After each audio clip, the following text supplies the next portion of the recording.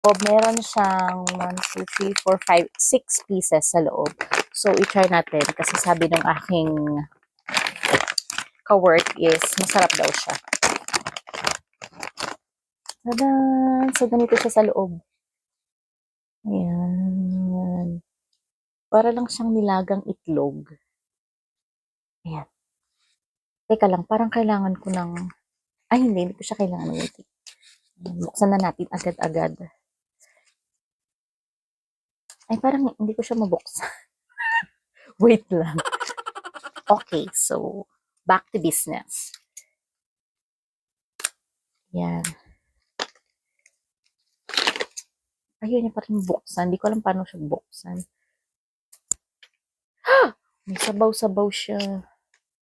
Ayan na nga. Nabuksan na nga natin siya.